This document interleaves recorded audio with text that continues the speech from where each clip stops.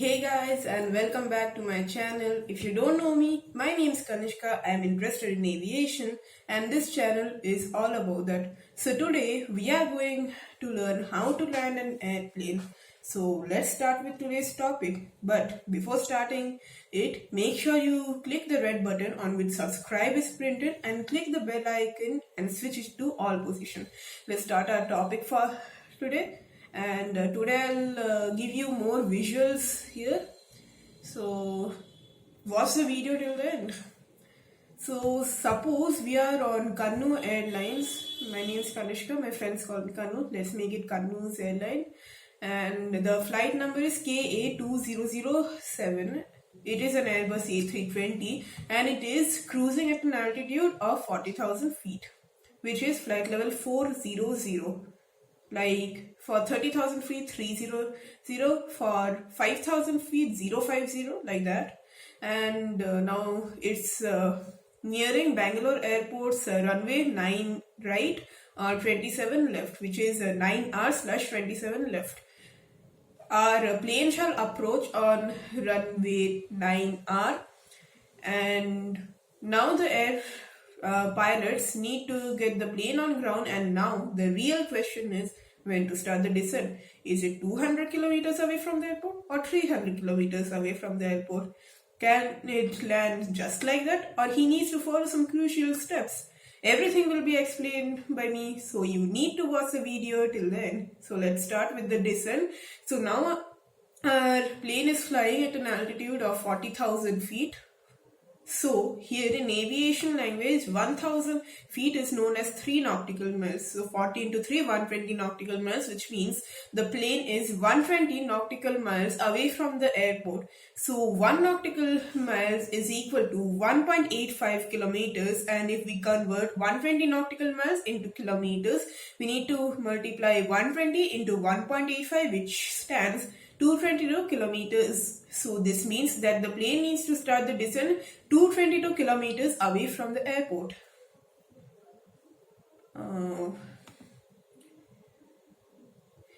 More near we go towards the airport, more altitude we need to decrease. Like this, from flight level 400 to flight level 200 to flight level 100, we need to descend, and so on. So now when our aircraft reaches 5,000 feet, we need to stop our descent, and this we can do by applying flaps. So this is the flaps of the airplane. We have used the image of a Boeing 737 flaps. So by extending the flaps, we use the flaps actually to keep lift of the aircraft in slow speed. By it is used while landing an aircraft. Sorry for this. Landing an aircraft, the speed shall not be more than 135 knots. If visibility is too low or the airport is situated on an elevated land, flaps 4 is used, and if landing conditions are normal, then flaps 3 are used. We will discuss more about flaps in our upcoming videos.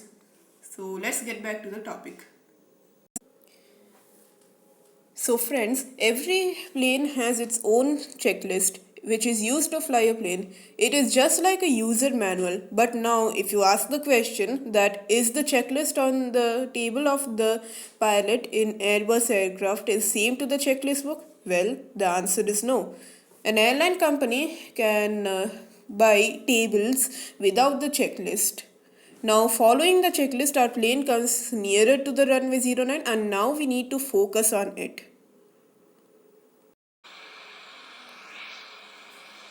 So this is RFS, Real Flight Simulator, powered by rotors. So let's not talk about this. We'll focus on our topic. Well, I'm not sponsored by this. Why will they sponsor me? I have only 5 subscribers, so subscribe my channel right now so that I get some support. I know you will subscribe, so I won't talk about this also now. So now that we have reached a specific altitude, we now need to reduce the speed to 135 knots. Well, here you can see IAS 0 knots, but I'll just show you what are the spoilers. I know that you will be knowing that, but still I'll show. Spoilers. These are the spoilers. Spoilers. Spoilers. These are also known as the speed brakes of the aircraft. And I'll also show you spoilers armed position in advance. Spoilers. Armed position means when the aircraft will reach 80 knots, the spoilers will automatically come to action. I'll show you right now.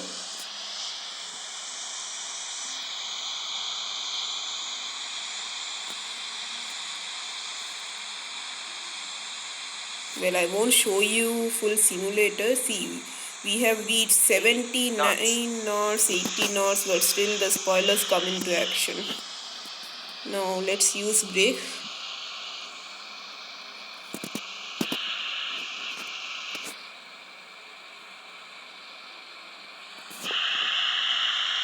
I'm using my reverse thrusters also now. I'll show you what reverse thrusters are. So these are the reverse thrusters. It opens to provide additional brake to the aircraft. So let's move on to our topic.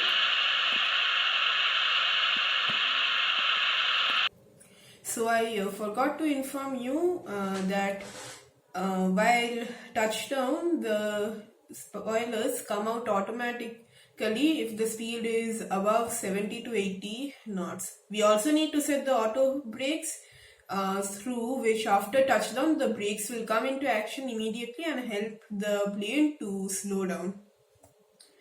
By the time the pilots follow these instructions, the plane reaches an altitude of 3000 feet. After that, the pilot needs to turn on the landing lights and put the gears down and focus on the center line of the runway. But the process doesn't get over here. After we reach an altitude of 25,000 feet, we need to follow the glide slope. Now the question is, what is a glide slope? A glide slope is a path through which the plane shall land. Now I will show you a diagram of this glide slope to follow. I'll show you a diagram first and move on with that later. So this is the diagram of a glide slope, and I am holding my camera with my hands, so it is a bit shaky. Wait a minute, I'll just come back. I'll just set everything. So I came back now. I'm using my tripods to hold it now. So this is our runway 09R, and this is the glide slope. A glide slope is normally within 2.8 degrees to 3.5 degrees. This is the angle of the glide slope. A plane must follow the glide slope. Suppose this green color thing is our plane. It can't simply land just like that, or else the speed will not be 135 knots. It will be over 150 knots. So it is definitely a dangerous speed for the aircraft. It can overrun and crash somewhere here. Let's use my marker sketch pen. So, okay, leave that. It can't land like that. It needs to make a go around and come back to a point where it is 3.5 degrees or below that. But it should not be below 2.8 degrees also. In case any mountain, I'll draw it with my pencil, any mountain or a building is blocking, then the glide slope is increased to 3.5 degrees, or normally we do it below that. So if the plane comes below this line, which is 2.8 degrees, it will crash somewhere here. So normally in airports we have 1, 2, 3, 4. 1, 2, 3, 4. You'll be thinking, what are these? These are the lights, approach lights. Actually, approach lights are here. These lights are actually used for like letting the pilots know if they are following the glide slope or not. It should be two white lights and two red lights. Two white lights, two red lights, meaning they are following their glide slope and is an safe approach. If it is three red dots or three red lights, it means they are going above the glide slope, which is something like this. And if it is two or more white lights, it is said that it is not following the glide slope and it is coming below it. It can't come like this, not like this. It should follow 2.8 degrees to 3.5 degrees. So now the pilot needs to follow a checklist and check that the landing lights are working or not, gears are down or not, etc. After following the glide slope, when the plane reaches 20 feet, the throttle needs to be in idle position and the aircraft nose shall be put to 5 degrees up, which will create a drag in the air and slow down the aircraft. Like this, the aircraft lands.